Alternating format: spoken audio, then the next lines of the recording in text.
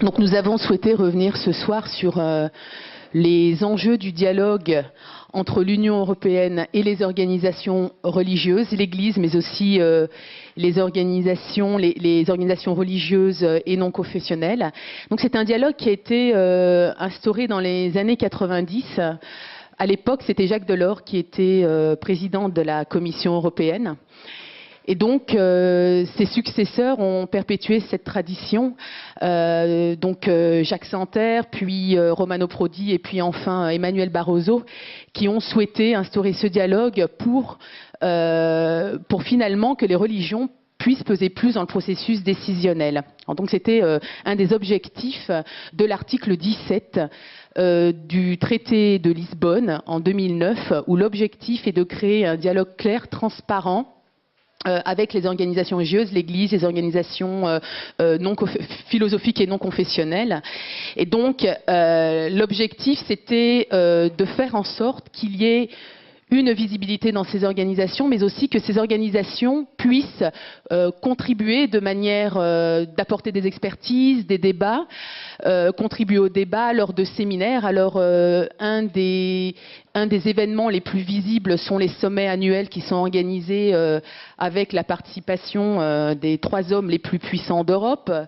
Et puis, il y a d'autres séminaires, d'autres rencontres bilatérales. Alors, à titre d'exemple, il y a une année où il y avait eu une alliance entre les organisations juives et musulmanes, puisque la Commission était en train de travailler sur une réforme de la législation relative à l'abattage rituel. Et donc, les organisations juives et religieuses ont travaillé ensemble pour essayer de faire des propositions concrètes à ce titre. Alors, pour certains, ce dialogue est un grand soulagement.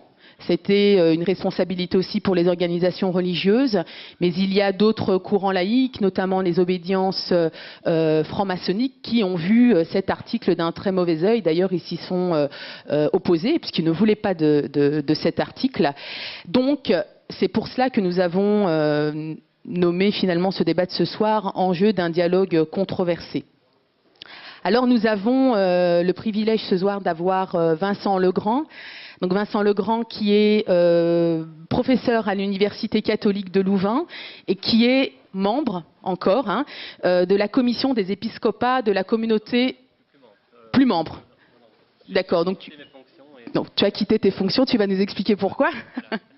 Voilà. Et donc, toi, tu vas revenir sur le cadre de ce dialogue, donc le traité, puis tu vas nous expliquer pourquoi est-ce que les courants laïcs se sont opposés à cet article qui régule juridiquement le dialogue entre l'Union européenne et les organisations religieuses. Donc, on a eu la Fédération des humanistes européennes qui s'est notamment opposée. Et puis tu vas revenir, parce que ça c'est important pour nous que tu reviennes là-dessus ce soir, c'est que tu vas porter un point de vue de l'intérieur, ce sera un témoignage, ton expérience au sein de ce dialogue. Et donc tu vas nous parler de ton expérience dans le cadre du dialogue de l'année interculturelle en 2008, où toi tu as identifié des problèmes concernant l'engagement des organisations musulmanes dans ce processus. Et donc, tu vas nous expliquer un petit peu pourquoi est-ce qu'il y a des difficultés avec les organisations musulmanes européennes dans le cadre de ce dialogue. Voilà. Merci à toi encore d'être là avec nous ce soir et tu as 20 minutes. Merci Vincent. Merci, c'est un grand plaisir.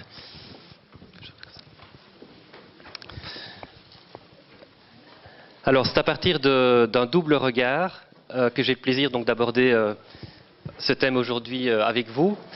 Un regard d'une part analytique, le plus rigoureux possible, et un regard de témoin, comme Malika l'a évoqué, un regard de témoin, d'acteur, ou en tout cas d'ancien acteur. Enfin, un regard, j'ajouterais, engagé de toute actualité. Car en effet, donc, avant de prendre mes fonctions à temps plein à l'Université catholique de Louvain il y a 1 an et demi, j'ai travaillé pendant 3 ans au sein de la COMECE, la Commission des épiscopats de la Communauté européenne. Alors, qu'est-ce que la COMECE? La COMECE, c'est donc l'organe de liaison de l'Église catholique avec les institutions de l'Union européenne par le biais des conférences épiscopales qui se trouvent sur l'ensemble du territoire des 27 États membres. Elle est composée d'une vingtaine d'évêques délégués par leur conférence épiscopale qui se réunissent 2 fois par an en assemblée plénière pour prendre les grandes orientations par rapport aux politiques de l'Union européenne. Et cette assemblée plénière, composée donc d'une vingtaine d'évêques, est appuyée au quotidien par un secrétariat permanent basé comme il se doit dans le quartier européen. Et donc composé d'un staff d'une douzaine de personnes, un staff que j'ai donc rejoint pour ma part donc en début 2007, parce que justement la Comessé recherchait quelqu'un chargé de préparer l'année thématique européenne à venir à l'époque, 2008, l'année européenne du dialogue interculturel. Alors comme vous le savez, je pense que c'est un secret pour personne, quand on parle de dialogue interculturel et d'Europe, ça signifie qu'en fait on va parler d'islam en Europe, qu'on va parler d'islam européen. Hein, et c'est bien donc ma mission qui fut effectivement d'apporter dans ce cadre une contribution de l'Église catholique quant à la dimension religieuse, interreligieuse, spécifiquement plus spécifiquement islamo-chrétienne, du dialogue interculturel dans le cadre donc des politiques de l'Union européenne en la matière. Alors je reviendrai à la fin de mon exposé sur ce dossier qui m'est très cher, hein, dont j'étais en charge en tant que conseiller donc en affaires interreligieuses et du dialogue islamo-chrétien. Mais comment vais-je procéder pour aborder donc la thématique de ce soir? Je commencerai par exposer la raison d'être de l'engagement des Églises dans les affaires européennes en lien avec les enjeux du dialogue religion-Union européenne. J'aborderai ensuite le cadre institutionnel de ce dialogue, pour aborder par la suite le caractère controversé de ce dialogue mis en avant, comme Malika l'a évoqué, par la laïcité organisée. Je terminerai enfin par quelques mots sur l'aspect plurireligieux de ce dialogue, en évoquant le contexte majoritaire traditionnellement chrétien et la place qu'y prennent progressivement de plus en plus les nouvelles religions, entre guillemets, dans cette Europe occidentale, en particulier donc l'islam. Ce dernier point sera bien évidemment une toute petite mise en bouche par rapport à ce que Tarek Ramadan aura, j'en suis sûr, à nous partager à ce sujet. Alors si je remonte brièvement dans l'histoire, ce n'est pas pour l'exercice formel que cela pourrait constituer, mais pour partager avec vous l'univers de sens, la vision du monde, l'autocompréhension qui anime et motive de manière déterminante les églises engagées dans les affaires européennes jusqu'à nos jours. Dès le début de la construction européenne, en effet, à partir des années 50, une série d'églises ou d'organisations liées aux églises ont mis sur pied donc des agences de liaison avec les institutions européennes. Pourquoi? Le projet européen, on l'oublie parfois, est un projet d'idéal de paix par l'unité du continent européen, qui a vu le jour suite à 2 guerres mondiales dévastatrices. Nombre de fondateurs du projet, qu'on qualifie donc classiquement des pères de l'Europe, étaient des démocrates chrétiens. Schuman, Adenauer, De Gasperi, Monnet, dont l'idéal et l'engagement politique étaient inspirés par leur foi chrétienne, et les églises elles-mêmes, dont l'Église catholique, ont également désiré s'investir directement en tant que telles dans le projet de construction européenne. Alors ceci est très important pour comprendre l'univers de sens dans lequel navigue l'Église, si je puis dire, dans son engagement européen. Un exemple. Lors de l'assemblée plénière de la Comessé, tenue donc en novembre 2010, l'ordre du jour portait sur la montée des partis populistes et d'extrême droite, le fil conducteur étant toujours de poursuivre la construction d'une Europe composée de peuples capables de surmonter, dépasser, transcender leur nationalisme, leurs égoïsmes, péril pour la paix entre États, mais aussi au sein des États. Plus sectoriellement, quels sont les domaines d'intérêt de la Comessé? A priori, toutes les politiques de l'Union européenne. Un exemple. Certains se sont étonnés de voir l'Église s'intéresser au changement climatique. Mais pourquoi donc l'Église vient-elle fourrer son nez dans ce dossier? Alors, prenons la brochure élaborée par la Comessé à cet égard. Le titre, donc « Réflexion chrétienne sur les changements climatiques ». Peut-être le sous-titre va peut-être nous donner quelques pistes pour nous éclairer. Sous-titre « Implication des changements climatiques sur les styles de vie et les politiques de l'Union européenne ». Nous y voilà.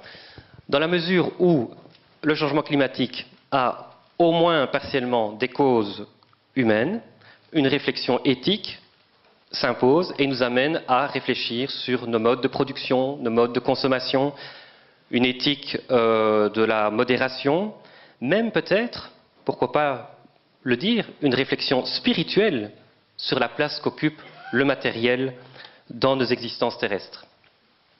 C'est un exemple parmi d'autres, mais l'Église s'intéresse à tout, à une vision globale de l'homme et de la société qui se retrouve dans sa doctrine sociale, fondée notamment sur la notion de développement intégral, élaborée donc en son temps par le pape Paul VI, mais qui a été reprise par le pape Benoît XVI, le développement de tout l'homme et de tout homme. Cette vision globale, qui n'est peut-être pas sans rappeler la notion réformiste musulmane de shumuliya, se retrouve dans le champ d'action de la Comessé, pour autant que cela relève, dans son cas spécifique, du champ de compétences de l'Union européenne. Concrètement, cela signifie un engagement dans toute une série de domaines. Prenons à titre d'illustration d'autres brochures de la Comessé. Responsabilité de l'Europe pour le développement mondial, marché et institutions après Seattle. Stratégie familiale pour l'Union européenne, encourager l'Union à faire de la famille une priorité. L'euro et l'Europe, un regard chrétien sur les implications politiques et sociales de l'union monétaire. Sciences et éthique, avis élaboré par le groupe de réflexion bioéthique. Bref, je pourrais continuer comme ça. La plupart des églises ayant une enseigne dans la capitale de l'Europe sont principalement motivées par la promotion de l'intérêt général, du bien commun, selon bien entendu la vision spécifique qu'elles en ont. C'est pourquoi les églises réfutent la qualification péjorative de lobby. Qualification péjorative d'ailleurs, particulièrement dans le monde francophone, mais beaucoup moins dans le monde anglo-saxon, mais ça c'est un autre point. Toutefois, certains, comme l'ancien secrétaire général de la Comessé, qui est à présent évêque membre de la Comessé, et moi-même, nous reconnaissons qu'au plan technique, bien évidemment, que les organisations liées aux églises basées à Bruxelles sont des lobbies au sens technique du terme. Méthodologiquement parlant, les églises n'agissent pas de manière différente des autres lobbies présents à Bruxelles. Prenons par exemple des lobbies agroalimentaires.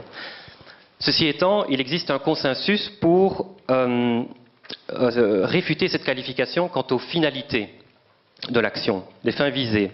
L'Église ne se conçoit pas comme un lobby dans la finalité de son action, du moins selon cette qualification péjorative donc de lobby associée à la défense d'intérêts particuliers, catégoriels, parochial, pourrait-on dire en faisant un petit clin d'œil. Donc, en fait, les églises se conçoivent comme des vigies éthiques, des instances de sens permettant de baliser, de mettre en perspective les politiques économiques et sociales par rapport à leur finalité qui demeure l'homme, tout homme et tout l'homme, l'ensemble de la famille humaine. Voilà l'enjeu de l'engagement des églises et plus largement des religions, des autres religions, dans la construction européenne. Venons-en à présent, deuxième point, au dialogue qui permet cet engagement. Le dialogue Église-Union européenne s'est d'abord élaboré de manière informelle avant de s'institutionnaliser. Malika l'a évoqué. Et les formes concrètes que ce dialogue a prises dans un premier temps de manière informelle, effectivement, avec les présidences Santerre, Prodi, Delors. Je ne vais pas rentrer dans les détails, je vais donc en venir au cadre formel de base qu'il revêt actuellement. La base juridique étant institutionnelle, étant donc le fameux article 17 du traité de Lisbonne, comme l'a évoqué Malika, et qui prévoit notamment la disposition suivante. L'Union européenne maintient un dialogue ouvert, transparent et régulier avec, d'une part, les églises, les associations ou communautés religieuses, et d'autre part, avec les organisations philosophiques et non confessionnelles. J'en viens à mon troisième point, le caractère controversé de ce dialogue. En fait, il tient aux diverses conceptions relatives à la séparation entre l'Église et l'État, à la séparation du religieux et du politique. Alors, à titre d'illustration, je vais vous relater l'extrait d'un débat auquel j'ai assisté, qui s'est tenu sur cette question à la veille des dernières élections européennes au Centre d'action laïque, ici à Bruxelles. Il y avait un représentant, pour parler de cette question, de chacun des 4 partis francophones de Belgique principaux, donc un libéral, une socialiste, une écolo, un humaniste chrétien, je ne sais pas, je sais plus comment les dénommer, les membres du Parti social chrétien qui est devenu le Centre démocrate humaniste. Et alors il y a eu un échange très intéressant entre la députée européenne socialiste Véronique de Keyser, d'une part, et d'autre part, l'ancien commissaire européen libéral, pas son fils, son père, Louis Michel. Et cet échange est très intéressant parce qu'il a révélé au sein même du monde laïque les sensibilités différentes, qui éclairent le débat. Bon, Véronique de Keyser, on la connaît, elle est réputée pour son combat pour la séparation Église-État au niveau européen, et elle proclame lors de ce débat « Dialoguer, oui, influencer, non ». Bon. Ce à quoi donc l'ancien commissaire européen Louis Michel, aussi de tendance laïque, libéral, de tendance laïque, lui répond mais que c'est dans la nature même du processus dialogique que de tenter d'influencer son interlocuteur. Et il continue en disant, vous savez, moi en tant que commissaire européen, des gens viennent me trouver, mais alors pour tout et n'importe quoi. Pour tout et n'importe quoi. Mais je ne suis pas obligé de me rallier au point de vue dont ils me font part. Hein? Louis Michel pointe ici, met le doigt ici sur un point très important. Le fonctionnaire ou le mandataire politique, qui ont la légitimité bureaucratique ou démocratique, doivent bien entendu rester souverains dans leurs appréciations et avoir le dernier mot. On pourrait formuler l'Église propose, le politique dispose. Donc l'autonomie du politique doit être préservée sans toutefois tomber dans l'excès inverse d'un état de non-communication avec les acteurs de la société civile, dont les églises.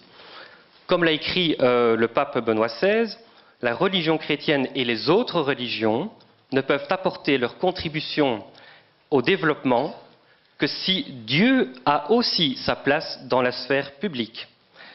Et cela concerne les dimensions culturelles, sociales, économiques et particulièrement politiques. Jean-Paul II, dans ses relations avec les pouvoirs publics, l'Église ne demande pas un retour à des formes d'État confessionnel. Mais en même temps, elle déplore tout type de laïcisme idéologique ou de séparation hostile entre les institutions civiles et les confessions religieuses. L'enjeu n'est donc pas tant, de mon point de vue, l'accès des églises au canal politique et des autres religions au canal politique, mais bien un accès à ce canal non discriminatoire, pluraliste et donc ouvert à toutes les convictions religieuses et philosophiques. C'est là que se trouve toute l'importance des qualificatifs ouverts et transparents du dialogue, un dialogue ouvert, transparent, régulier, prévu pour les églises et les autres communautés religieuses dans le cadre européen. J'en arrive à mon dernier point, l'aspect plurireligieux du dialogue. Il est clair que la religion traditionnellement majoritaire sur le continent européen, le christianisme, et de manière écuménique, avec principalement ses représentants catholiques, anglicans, protestants, orthodoxes, il est clair que cette religion bénéficie d'un accès privilégié aux institutions de l'Union européenne. Si je me réfère, deux indicateurs, au type d'activité qui est organisée pour elle et au nombre d'activités et nature des activités dans le cadre de ce dialogue. Mais on assiste progressivement à une ouverture croissante à la diversité religieuse, elle-même croissante sur le continent européen. De leur côté, les humanistes laïcs représentés notamment par la Fédération humaniste européenne, se plaignent de ne pas être sur un pied d'égalité avec les églises. Alors moi j'observe l'évolution suivante dans leur attitude. Dans un premier temps, c'est en tout cas tel que les églises le perçoivent en tout cas. On pourrait faire des recherches plus pointues, mais en tout cas c'est la perception qu'ils ont donnée et c'était souvent relayé par les représentants de l'Union européenne. C'est que les humanistes laïcs s'opposent systématiquement à l'interaction entre Église, ou religion de manière plus générale, et institutions de l'Union européenne. Ils sont donc perçus comme antisystémiques, ne jouant pas le jeu en tant que force de proposition constructive. Mais ils ont perdu la bataille de l'article 17. Il est là, l'article 17. Et j'avance ici que les organisations philosophiques non confessionnelles, humanistes laïques, si elles sont incluses dans l'article 17, effectivement, elles sont incluses au même titre que les églises et autres associations religieuses, elles sont donc également directement concernées par le dialogue avec l'Union européenne. Mais mon sentiment, c'est que c'est en second choix, bien entendu, car elles auraient sans doute préféré que cet article n'existe pas du tout. Donc, dans ce contexte, ne pouvant plus s'opposer au cadre de dialogue consacré par cet article 17, il me semble que ces organisations adoptent progressivement un engagement davantage sur le fond, en tant que force de proposition constructive, abandonnant donc leur opposition quant au cadre. Alors, les humanistes laïcs mettent en avant la séparation du religieux et du politique en invoquant le principe de neutralité de l'État. Certes, mais les humanistes laïcs, avec qui j'ai eu l'occasion de nombreuses fois de dialoguer, bien entendu, ont-ils des positions neutres, indifférenciées sur les sujets de société? Leur laïcité n'est pas seulement politique, elle est également philosophique, avec toute une série d'orientations éthiques qui en découlent. Un exemple, l'Église s'oppose au droit à l'avortement. Les humanistes laïcs sont en faveur de ce droit. Est-ce une position neutre? Les uns mettent en avant le respect de la vie dès la conception. Les autres mettent en avant le droit des femmes à interrompre une grossesse non désirée. Ainsi, on peut dire que les humanistes laïcs ont également leur vision spécifique de l'intérêt général, du bien commun, mais qui peut fortement diverger de celle des églises, notamment dans le domaine bioéthique, là où c'est le plus marquant. Leur posture n'est donc pas neutre et indifférenciée. Alors même si je suis en désaccord personnellement avec certaines de leurs positions, je trouve tout à fait légitime, en tant que démocrate pluraliste, qu'ils les défendent, tout comme il n'est pas moins légitime que les églises et les autres religions défendent les leurs. J'ai coutume de dire aux humanistes laïcs, avec tout le respect que j'ai pour eux, qu'ils n'ont pas le monopole de l'humanisme. Il y a aussi un humanisme chrétien, il y a aussi un humanisme juif, il y a aussi un humanisme bouddhiste, un humanisme musulman. Mais je ne voudrais pas faire la conférence de ce soir de Tarek Ramadan à sa place. Je termine mon exposé en relatant l'expérience islamo-chrétienne de l'année européenne 2008, consacrée donc au dialogue interculturel. Une des activités phares initiées par la Comessé fut une série de séminaires intitulés Islam, Christianisme, Europe. Organisée donc en coopération avec la Commission Église et Société de la Conférence des Églises européennes, la CEC. C'est le pendant du côté protestant, anglican, orthodoxe, plus de 120 églises de ces confessions chrétiennes sont regroupées dans cette organisation et constituent donc le pendant de la Comessé côté catholique au niveau des relations avec l'Union européenne. On a également associé une fondation politique allemande démocrate chrétienne, la fondation Konrad Adenauer, et cette activité a été hébergée au Parlement européen. Vous ne trouvez pas qu'il manque quelque chose dans ce montage? Je vous pose la question. Deux grandes organisations chrétiennes, une fondation politique démocrate chrétienne, le Parlement européen, et il s'agit d'Islam, Christianisme, Europe. Où sont les musulmans? Alors ça serait pas mal quand même d'associer des musulmans dans des séminaires islamo-chrétiens. Mais où les trouver? Où sont-ils? Où se cachent-ils? Alors, il n'y a pas une seule coupole musulmane bien identifiée ou deux qui formeraient le pendant musulman de la Comessé et de la conférence et de la CEC, donc de la conférence des églises européennes. Voyons du côté de la Commission européenne. Est-ce qu'il y aurait des organisations musulmanes accréditées? Ah, on en repère quelques-unes. La Fédération des organisations islamiques en Europe, le FEMISO, la jeunesse musulmane représentée au niveau européen, le Conseil musulman de coopération en Europe. Est-ce qu'il y aurait d'autres organisations musulmanes à vocation ou de dimension européenne? Ah, on en repère encore une, IDP, Intercultural Dialogue Platform, la plateforme de dialogue interculturel. Alors, il me semble que c'est après le premier séminaire islamo-chrétien que nous avons tenu donc au printemps 2008 que Malika Hamidi, mais oui, m'écrit pour me communiquer. Oui, oh, ici, le European Muslim Network, ça existe, on existe. Pourquoi ne sommes-nous pas associés? Alors, je me confonds en excuses, que je réitère encore une fois, tiens, l'occasion. Le but n'était évidemment pas de faire des exclusives, tout simplement, nous n'étions pas au fait de l'ensemble du paysage des organisations musulmanes actives au niveau européen. Car la position arrêtée par les co-organisateurs, fondée sur la sempiternelle question de la représentation musulmane, j'imagine qu'on aura l'occasion d'y revenir, était de ne pas opérer de choix parmi les partenaires et de les inviter tous, sans exclusive, sur la base donc du double critère confessionnel et de la dimension européenne. European Muslim Network, European Muslim, ok, ahlan wa sahlan. On remarquera que les partenaires musulmans ont été associés, non pas en tant que co-organisateurs à part entière, mais en tant que hôtes privilégiés, privileged guests, ça c'était le terme officiel. Avec comme conséquence pratique, on peut comme le noter, que la consigne était donnée aux modérateurs des séminaires de donner la priorité à la prise de parole de représentants de ces organisations musulmanes associées. Deux facteurs expliquent ceci.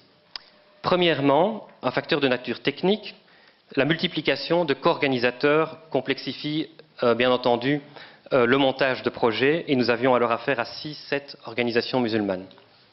Deuxièmement, un facteur de fond sans doute plus important qui reflète le stade intermédiaire de l'évolution en cours quant à l'association à part entière de partenaires musulmans. D'objets interrogateurs, interrogatifs du pan majoritaire des sociétés européennes, les Européens de confession musulmane deviennent progressivement des sujets agissant en acteurs à part entière en s'insérant dans le corps majoritaire. Et ceci ira de pair, il me semble, avec une institutionnalisation croissante de l'islam européen, de la représentation musulmane au niveau européen, mais ceci, de mon point de vue, c'est l'affaire des musulmans eux-mêmes. Pour en revenir au séminaire, nous avons bien entendu à chaque séance un représentant musulman pour porter la voix musulmane, c'est la moindre des choses, et un représentant chrétien à tour de rôle, protestant, catholique, orthodoxe. Alors ces séminaires ont permis de traiter devant un public ayant des responsabilités dans les institutions européennes, Commission, Conseil, Parlement, de toute une série de questions. Je vous donne un exemple concret. La construction de mosquées. En fait, on devrait dire plutôt l'opposition en de nombreux endroits en Europe, opposition à la construction de mosquées. Dans des contextes juridiques qui garantissent pourtant le droit à la liberté religieuse, dont la liberté de culte.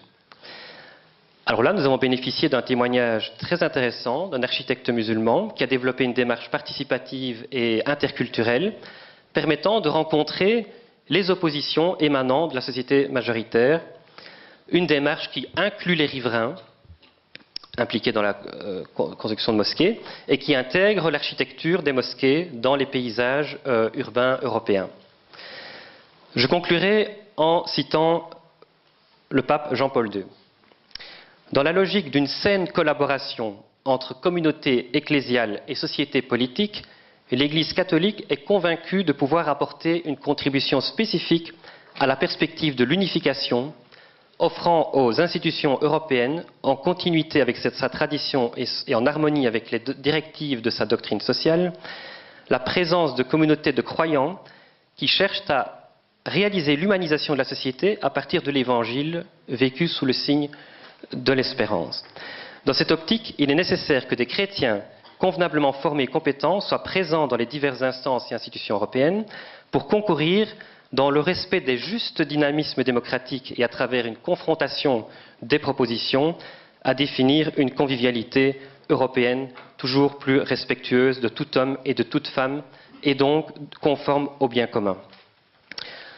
Je ne doute pas que Tarek Ramadan va se faire l'écho musulman de cette vision d'une citoyenneté active et engagée dans la société, mais tout comme je ne vais pas faire sa conférence de ce soir à sa place, je ne vais pas non plus me substituer à lui dans cette première partie d'activité et je m'efface donc en vous remerciant de votre attention.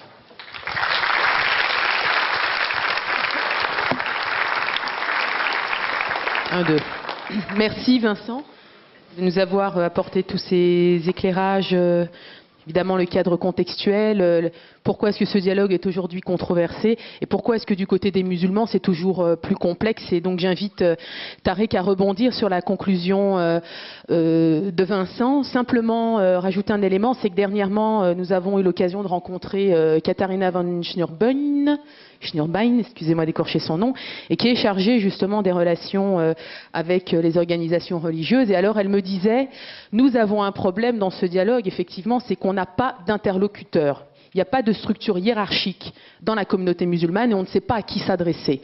Alors Tarek, est-ce que tu pourrais nous apporter quelques éléments de réflexion sur la contribution des musulmans européens dans le cadre de ce dialogue? Puis aussi peut-être revenir sur ton expérience, parce que si mes souvenirs sont bons, tu avais fait partie de la commission qui avait été mise sur pied par Romano Prodi. Le conseil, la commission des sages, ou le Conseil des sages. Donc, si tu pouvais aussi revenir sur cette expérience-là, des difficultés, des obstacles. Voilà, si tu pouvais donner des perspectives. Merci.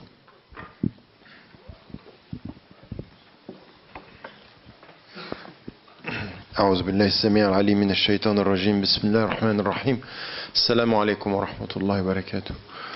Je peux vous demander simplement, puisqu'il y a des gens qui arrivent et qui n'arrivent pas à trouver de place, ils s'assoient au milieu alors qu'il y a plein de places qui sont encore libres. Est-ce que vous pouvez, ceux qui sont où il y a des places, vous coller contre le mur, là vous vous collez au centre, vous laissez toutes les places libres sur l'extérieur.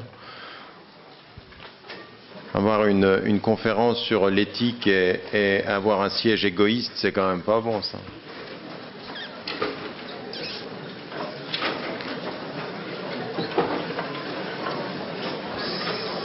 Voilà, comme ça laisse les gens la possibilité de s'asseoir quand ils arrivent.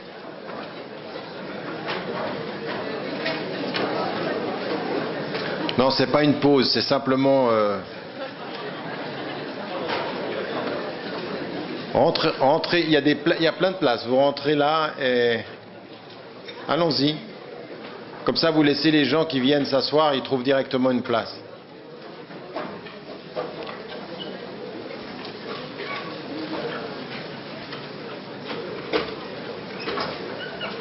Et si vraiment votre voisin, vous ne voulez pas être à côté de lui, laissez une place, mais...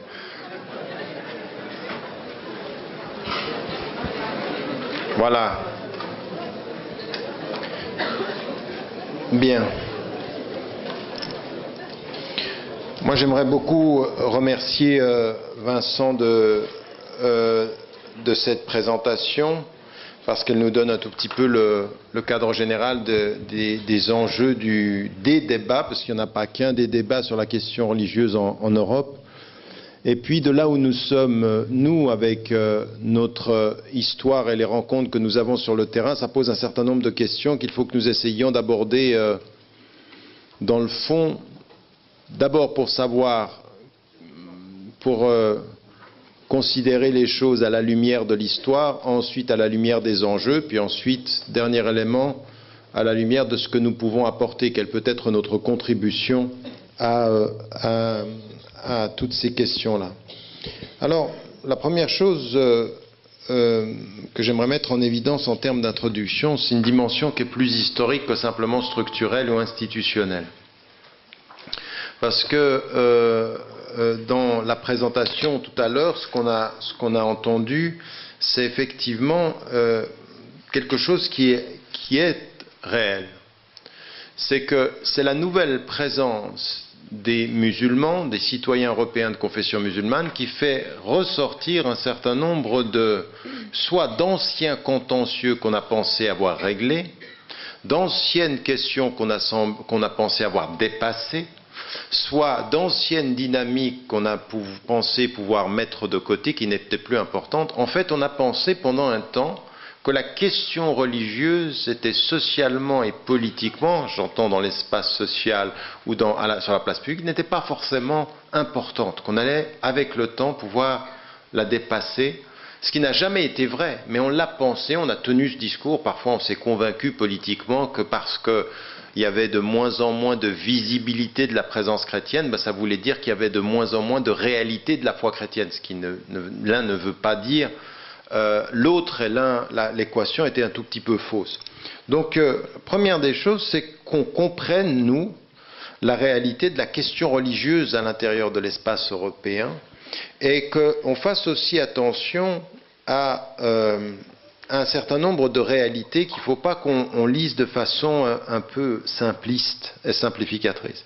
Alors, la première des choses, quand on parle de l'Europe, on ne parle pas simplement de l'Europe de l'Ouest. Si on parle de l'Europe, il faut considérer qu'on a l'Europe de l'Est. Or, il est une évidence, pour qui a visité les pays d'Europe de l'Est, que la référence religieuse est beaucoup plus importante, beaucoup plus prégnante, beaucoup plus présente qu'elle l'est en Europe occidentale. Ça veut dire qu'en fait, il ne faut pas que nous regardions l'Europe uniquement par le prisme des discours qui sont français, belges, et même encore, il y a des différences entre français, belges, dans l'espace francophone et la réalité de l'espace anglophone, par exemple. Dans un pays comme le mien, qui ne fait pas partie de l'Union européenne, mais qui est sur le continent européen, vous avez à 100 km de différence des attitudes qui sont complètement différentes par rapport à la religion. Entre Genève, qui est très près de la tradition française, et Fribourg, qui est vraiment très très ancré dans une tradition religieuse, vous avez une présence qui est différente. Donc il faut faire attention, nous parfois, on est trompé par le prisme du discours dominant, de celui dominant au sens qu'il est le plus entendu et le plus médiatisé, et ça n'est pas ça. L'Europe, c'est autre chose. L'Europe, ça n'est pas les voix qui s'entendent, c'est aussi les voix moins audibles qui constituent le quotidien des femmes et des hommes. Et ça a amené, dans le discours politique aussi, à poser des questions à un moment donné sur la question la question religieuse. Elle est revenue à un moment donné par l'expérience historique de la présence des musulmans. Quand on a pensé à constituer la charte, ou ce qu'on a appelé la constitution européenne, le fait religieux est revenu. Comment déterminer ce qui va constituer l'Union européenne, par exemple, ou ce qui fait le liant? Et donc il y avait une vraie question où un certain nombre d'acteurs, d'intellectuels, même de politiques disaient mais il est évident que ce qui fait l'âme de l'Europe, c'est la tradition chrétienne, et avec la tradition chrétienne, pour des réseaux historiques qui se comprennent, après la Deuxième Guerre mondiale, la tradition juive. Mais c'était d'abord chrétien, parce que c'est une histoire qui est réelle. Alors nul ne peut contester le fait qu'il y a bien de ça, il y a bien des racines.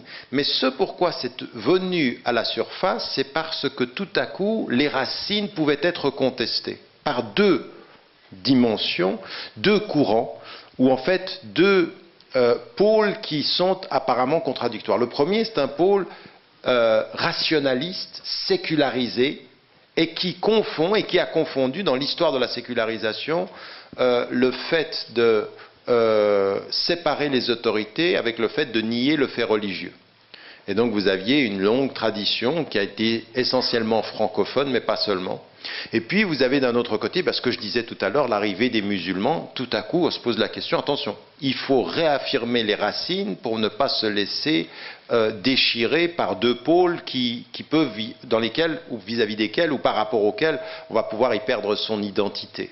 Donc c'était tout le débat au niveau de la Constitution, rappeler les racines, et là vous avez vu des résistances de la France par exemple essentiellement, mais encore pas seulement, en disant mais non, il ne faut rien mettre de tout cela, il ne faut pas de référence religieuse.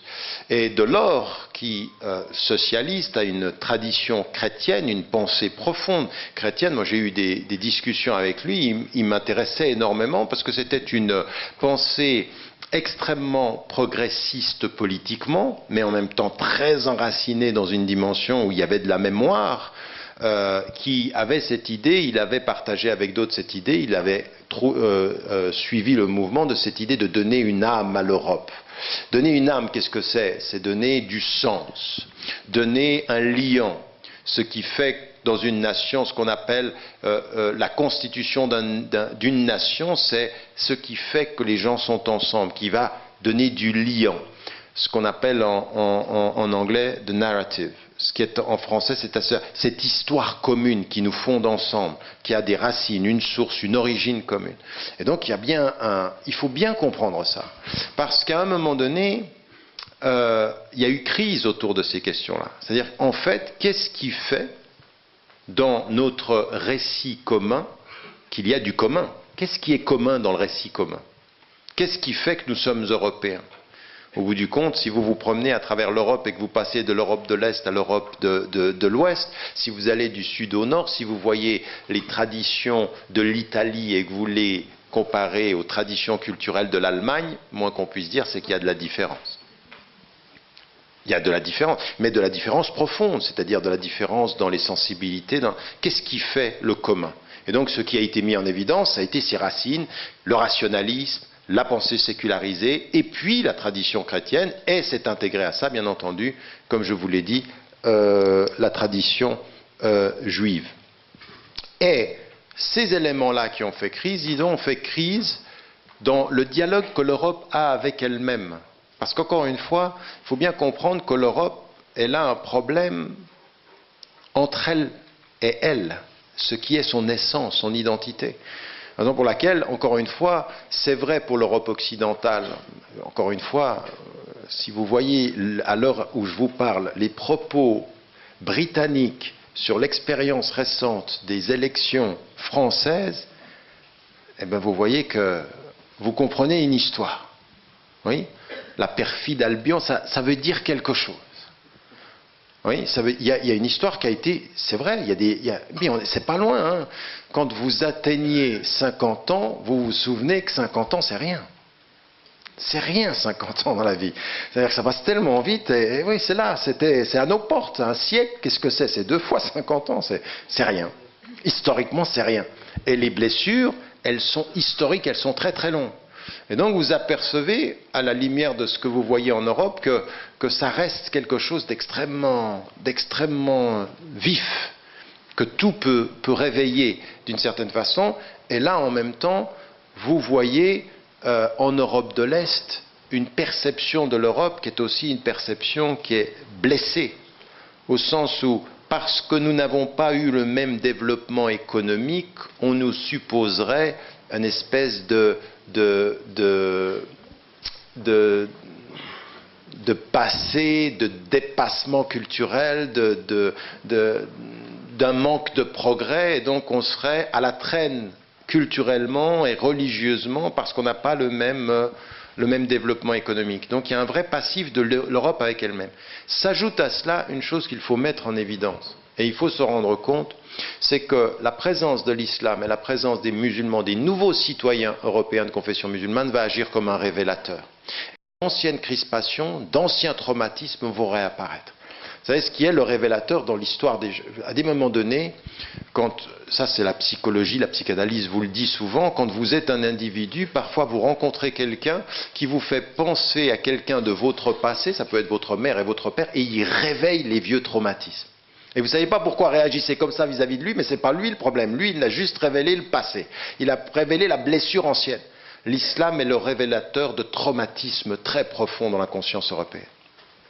Il faut qu'on comprenne ça, parce que parfois nous on parle et on dit mais pourquoi tu m'entends pas? Je dis c'est pas qu'il vous entend pas, c'est qu'il a une surdité qui vient depuis plus loin, c'est-à-dire que c'est très profond.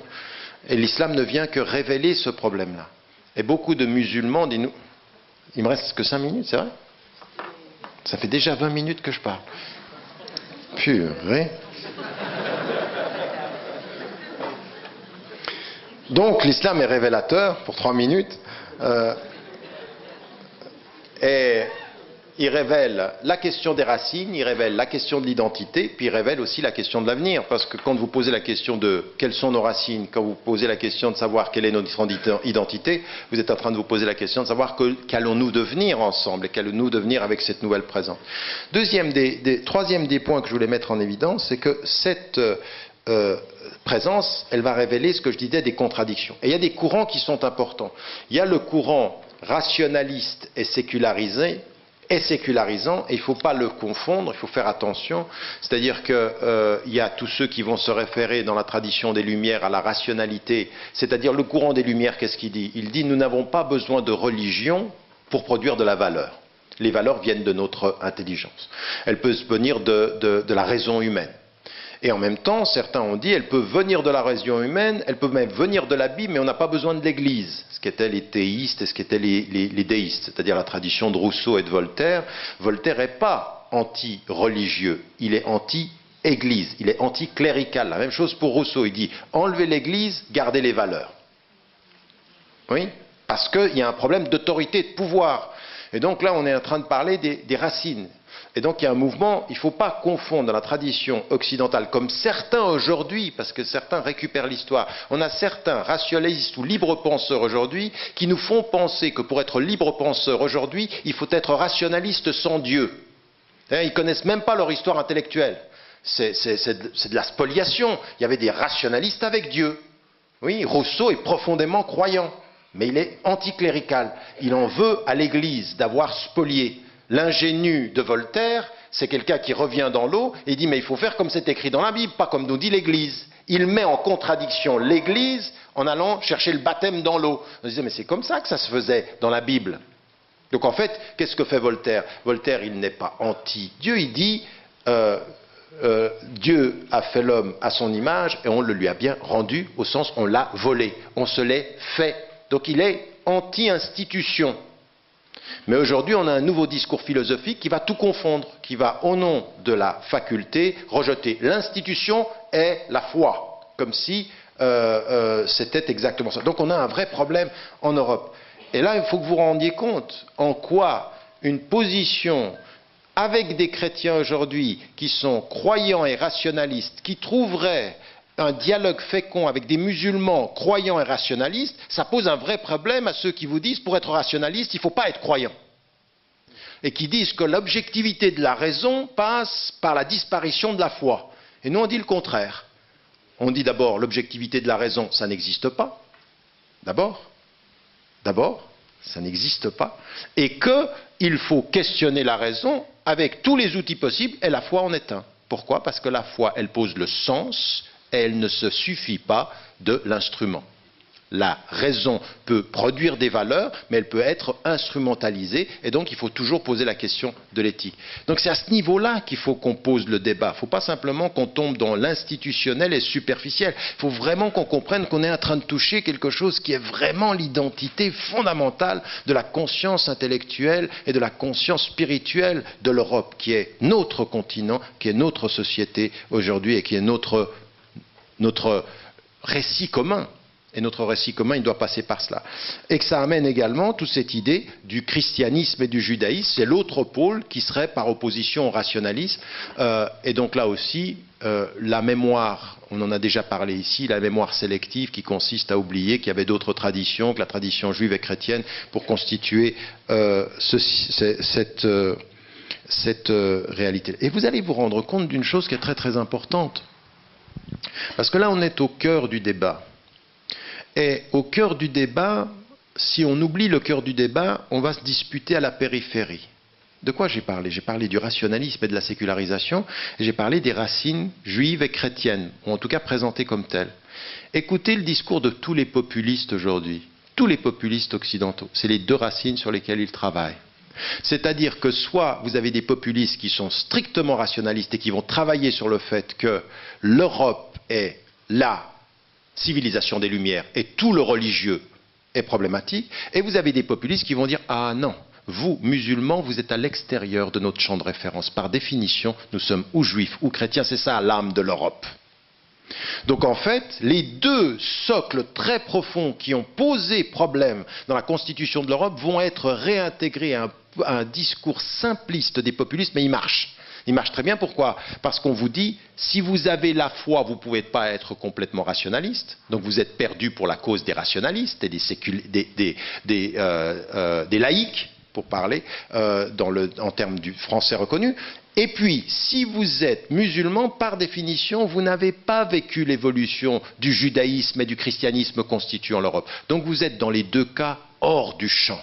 Le populisme décide toujours qui est nous et qui est eux. Et qui est eux, c'est les musulmans qui sont forcément en dehors des deux zones de tension. Vous voyez ce que je veux dire? C'est profond ça, et c'est pour ça que ça marche. Donc si vous rentrez dans ce débat à la surface, à la périphérie, vous ne comprenez pas l'enjeu profond qu'on vous a mis à l'extérieur parce que le rationalisme... Mais ce n'est même pas une chose qui touche que les musulmans, ça touche certains chrétiens quand on les interpelle sur le rationalisme, on les met à l'extérieur du champ. Et alors comment est-ce qu'on les réintègre à l'intérieur? On dit oui, mais l'Europe est aussi juive et chrétienne, donc ils rentrent par une porte, on leur a fermé une fenêtre, mais les musulmans, ni la fenêtre, ni la porte. Dehors. Et ça, c'est une façon, il faut qu'on comprenne une chose, c'est que dans les deux cas, et les rationalistes, et les juifs, et les chrétiens, qui accepteraient cette équation, en fait, ils peuvent penser qu'ils sont dedans, mais ils sont enfermés dedans. Ils ne sont pas libres dedans, de pouvoir être... Donc ils jouent... Et en fait, ils sont contre leurs propres valeurs. La tradition chrétienne, la tradition juive et la tradition rationaliste d'ouverture, quand elles se ferment dans le populisme, travaillent contre elles-mêmes. Le populisme, c'est la trahison fondamentale du rationalisme, du christianisme et du judaïsme. Fondamentalement, c'est ça, mais c'est un travail de récupération historique. Donc nous, il faut qu'on comprenne ça. Je ne sais pas si vous me suivez là. C'est clair ce que je dis ou... Il dit, il va où lui? Non, je plane pas, j'essaye d'être au centre et de revenir maintenant à la périphérie du discussion et je termine à peu près. Je termine. Simplement, ça m'amène à dire ce qui va sortir de tout cela, c'est quatre choses. La première des choses, c'est cette idée qu'aujourd'hui, dans l'espace public, au nom de cette histoire du rationalisme et au nom du fait que c'est une tradition juive et chrétienne, on aurait admis que dans l'espace public, il y a l'absence du religieux. Ce qui est une profonde imposture. Il n'y a jamais eu d'absence du religieux dans l'espace public. Par contre, il y a eu séparation des autorités. On a admis que dans l'espace public, on y était présent, mais on ne s'imposait pas aux autres. D'accord? Mais ce qui a été ne pas s'imposer aux autres a été l'effacement de la visibilité. Comme si dans l'espace public, pour montrer que vous êtes d'accord avec l'espace public, vous deveniez invisible. D'accord? Ça, c'est un premier élément. La deuxième des choses, c'est ce qu'on enseigne. Absence dans l'enseignement, c'est-à-dire il faut qu'on n'enseigne plus le fait religieux. Ou alors dans des écoles privées. Mais l'enseignement du fait religieux comme participant de notre mémoire, ah non, c'est pas assez rationaliste et c'est trop lié à la foi des gens. Donc, l'école de l'objectivité ne parle pas des subjectivités spirituelles. C'est complètement idiot. L'objectivité, c'est toujours de reconnaître les subjectivités qui constituent l'espace public. Ou alors c'est du... Vous me suivez là? Sinon c'est du mensonge, c'est n'importe quoi. Depuis quand est-ce qu'on va penser un espace neutre où il n'y aurait rien? On ne peut pas penser un espace neutre, c'est là où il y a tout. Donc il faut parler de tout pour parler de la neutralité de ceux qui les accueillent. Ne pas parler de ce qui fait le tout neutre, c'est... penser par exclusion. Et au bout du compte, vous ne pouvez, dans un espace neutre qui ne parle pas de la diversité, que produire du conflit. Parce que vous ne produisez pas de la connaissance.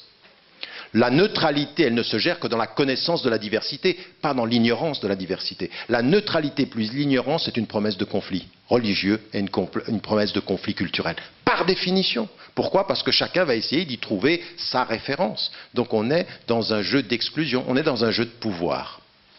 Et ceux qui pensent dominer, ce sont ceux qui sont dans ceux qui se traduisent comme nous sommes là, le pays d'accueil. Alors ça allait pendant 20 ans, mais quand le pays d'accueil est le pays de résidence, et quand le pays de résidence devient le seul pays qui soit, eh bien on est dans un jeu de conflit très profond. C'est exactement ce qu'on vit aujourd'hui. C'est exactement ce qu'on vit aujourd'hui. Donc ça, c'est le deuxième élément. Il faut me donner 3 minutes encore. 3. L'autre chose qui est dans la psyché collective, c'est l'idée du progrès et de la tradition. C'est-à-dire que nous sommes dans une société de progrès, il faut enseigner le progrès, il faut enseigner le savoir-faire, il faut enseigner la maîtrise des techniques, et puis finalement les traditions, par définition, sont conservatrices, c'est les éléments du passé. Et là, c'est vraiment quelque chose de particulièrement important, c'est que vous allez vous apercevoir qu'on dit partout le progrès, mais que le discours de beaucoup de populistes est d'être conservateurs sur certains domaines. Ils sont très conservateurs sur certains domaines et très... Alors, vous pouvez avoir des gens qui sont très très en retrait. Donc, on est dans une philosophie du progrès et dans une contestation de tout ce qui pourrait être les éléments de la tradition. Mais c'est quoi les éléments de la tradition? Qui vont disparaître du discours religieux et qui vont disparaître du discours scolaire et qui vont finalement être vraiment problématiques. Il y a des choses qui sont extrêmement importantes. Extrêmement difficile aujourd'hui de reparler de la question de la discipline et de l'autorité. Ben, regardez dans les écoles, on a un vrai problème avec ça. La réinstauration d'une question de la discipline et de l'autorité. C'est-à-dire, attends, tu es peut-être au centre de l'école, mais je reste ton prof. Et ton prof, il te dit, tais-toi. Tu écoutes et tu travailles. Vous savez, cette dimension de la discipline, cette idée que pour être libre, il ne faut pas avoir de limites, c'est le contraire. La seule façon d'être libre, c'est de connaître ses limites, c'est pas de les nier. Donc la question de la tradition de la discipline, ça disparaît. Et nous, de ce point de vue-là, dans le débat, il faut qu'on se rende compte de qu'est-ce que ça veut dire, la question de l'autorité. L'autre chose aussi qui est importante, c'est la dimension, ça a été dit tout à l'heure, la question de la famille, et puis la question de l'éthique, des valeurs, de la morale. Il y a des valeurs, il y a des choses qu'on ne fait pas. Ma liberté, c'est de choisir ce que je fais. C'est pas de faire n'importe quoi en pensant que je suis libre de le faire. Vous voyez? Toutes ces dimensions dans la tension, ça c'est très profond, et la présence musulmane révèle tout ça. Révèle tout ça parce que tout à coup, il va y avoir une nouvelle visibilité. Pour beaucoup de chrétiens et beaucoup de juifs et beaucoup de spiritualité, tout ce que je vous dis là, on est d'accord sur la discipline, sur la famille, sur l'éthique. Mais ça se vivait dans l'invisible. Ça ne se vivait pas sur la place publique parce qu'on a finalement été contraint à vivre avec ces valeurs-là, mais à ne pas forcément les rendre trop visibles. Pourquoi? Parce que ça donnait l'impression qu'on était arriéré par rapport à ces questions-là. Et puis, la conséquence de cela, qu'est-ce que c'est? C'est la baisse de la pratique. La baisse de la pratique pratiquement dans les deux traditions. Donc on a des minorités qui pratiquent et une visibilité de la pratique qui disparaît. Les églises se vident et il y a tout ce discours-là. Et il y en a qui viennent vers vous aujourd'hui au nom de la rationalité, au nom des racines juives et chrétiennes et qui vous disent on a un problème avec vous. C'est que pendant que nos églises se vident, vos mosquées se remplissent. Mais il faut entendre ça très profondément. Moi, il faut être très très sensible à ce que veut dire quelqu'un qui est en train de vous dire ça. C'est-à-dire, attendez, nos racines se perdent et vous, dans l'exil, vos racines se retrouvent. Vous vous retrouvez là où nous, on se perd. Alors on peut s'asseoir, comme certains musulmans, et dire, oui, il y en a. Soyons honnêtes, il y en a. Il dit, tu vas voir ça, c'est bientôt, ça avance. Ou alors on peut... Non, mais parce que, attendez, il y en a certains qui comprennent que la qualité de la foi se mesure au nombre de convertis. Ça, c'est une pensée simpliste et mensongère. La vraie question, c'est que dans la tradition juive, dans la tradition chrétienne, le vrai défi, c'est combien on sera capable, pas de compter les fidèles. Parce qu'on le sait, ça nous a été dit dans notre tradition. Un jour, vous serez des millions, vous ne valerez pas davantage que l'écume sur la surface de l'eau. Ce n'est pas le nombre, c'est la qualité. Vaut mieux être peu avec des chrétiens et des juifs qui comprennent l'éthique que d'être des millions et on ne comprend rien. Et on est uniquement en train de calculer combien on est. Je veux dire, attendez, si c'était une question de nombre, avec le nombre de gens qui viennent dans nos mosquées le vendredi, la qualité de la présence musulmane en Europe, ça se saurait. Eh bien, ça ne se sait pas. Parce que le nombre ne change pas la question de la qualité. Vous voyez ce que je veux dire? C'est vraiment ça qui pose la question. Et ma conclusion... Ça, c'est une technique égyptienne. Donc, ma conclusion, c'est qu'on prenne conscience de ça. Qu'on prenne conscience de ça et qu'on soit capable... dans notre travail, sachant qu'on réveille, d'avoir une vraie discussion sur ces fondamentaux-là. Et qu'il y ait d'abord, parce que c'est aussi un rapport de pouvoir avec certaines institutions, qu'il y ait un vrai travail sur les racines, qu'il y ait un vrai travail sur les identités, qu'on soit capable de montrer la diversité de ces identités-là, qu'on soit capable d'intégrer au débat un vrai débat sur la présence du judaïsme et du christianisme constituant de l'identité européenne, qu'on ne laisse pas à certains rationalistes, cette espèce de colonisation du fait culturel et de l'histoire. Ça, il ne faut pas laisser. Mais ça, les musulmans doivent comprendre que ce n'est pas simplement en mettant l'islam au cœur du débat, c'est en mettant le christianisme et le judaïsme au centre du débat. Parce que c'est une question qui nous touche tous. Nous serons victimes de la même colonisation d'un rationalisme sans Dieu si nous n'intégrons pas au débat la question juive, la question chrétienne, la question bouddhiste, la question du sens dans nos institutions. Et raison pour laquelle, là, ce que l'on a compris en Europe, c'est que c'est une question de pouvoir. Alors on regarde le nombre des musulmans, on dit, oulala, dans les structures démocratiques, ils vont jouer. Alors qu'est-ce qu'on fait? On a des réunions symboliques. Une fois par année, vous venez, vous passez de 9 h de l'après-midi à 3 h de l'après-midi, on vous invite. Tout ça, c'est bien, mais c'est que du symbole. On a reconnu que le fait religieux était important, donc le commissaire va vous donner une journée. Et il le fait. Donc le symbole, c'est reconnaître que c'est déjà bien d'avoir reconnu qu'il fallait le faire, mais ça ne peut pas être ça. La réponse des institutions européennes à cette question ne peut pas être d'allouer 1 minute où tous les représentants ont 2 minutes pour s'exprimer, et puis au revoir ou salam alaikum. D'accord? Ou shalom, si vous voulez. En plus, vous ajoutez toutes les religions, parce qu'alors là, il y a tous les uns. Enfin bon, bref, on ne va pas rentrer dans le. Mais c'est pas ce dialogue. Il faut, et nous, de ce point de vue-là, au niveau des institutions politiques, il faut comprendre qu'il faut que nous amenions ce dialogue-là partout où nous pouvons. Mais pas un dialogue de prétexte. Pas un dialogue qui est simplement un dialogue sur on est gentil, on s'aime bien. Non, sur les fondamentaux de notre société. Sur la vraie présence de la religion dans l'espace. Sur les vraies questions. Oui. Mais bien sûr, j'ai le droit. Je veux dire, moi j'ai écrit dans le texte la réforme radicale que nous n'avons pas le même problème que certains chrétiens sur la question de l'avortement, ou de la contraception, ou de l'amour, ou de la famille. Mais on a le droit de poser toutes ces questions-là. Tant qu'on n'impose rien à personne, on a le droit de poser les préoccupations. Ça se pose ces questions-là, sur la question de la discipline, sur la question de comment on est avec les jeunes. Qu'est-ce que c'est une école dont le centre est l'enfant? D'accord, mais qu'on pose les vraies questions. Quel type d'école? Vous voyez ça, la religion... La conscience religieuse, elle a le droit de poser ces questions puisqu'elle touche au sens. Donc on doit pouvoir être partie prenante de ce débat-là, de ce dialogue-là. Et donc c'est là où nous devons comprendre, en tenant compte de ce passif-là, en tenant compte de ces blessures historiques-là, quelle peut être notre utilité et notre contribution. Et moi je termine par cela. Beaucoup de nos interlocuteurs sont en train de transformer, bon gré mal gré, beaucoup, la présence de l'islam comme un problème. Et il y a certains de nos interlocuteurs en Europe qui ont compris en quoi la présence des musulmans était un facteur de contribution déterminante sur le fond de notre avenir commun. Ceux-là, ce sont nos partenaires. Il y a énormément de femmes et d'hommes qui ont bien compris. Il se peut bien que l'islam, par sa présence, nous renvoie à nos vraies questions de préoccupation de chrétiens, de juifs, de bouddhistes, et qu'on devrait pouvoir parler de ceci ensemble. Ceux-ci, ce sont nos partenaires. Il faut les trouver, au lieu de mettre tous les Européens dans le même paquet, ou de penser qu'il n'y a qu'un courant. Le courant dominant n'est dominant que par la force qu'il a de faire croire qu'il n'y a pas de courant minoritaire.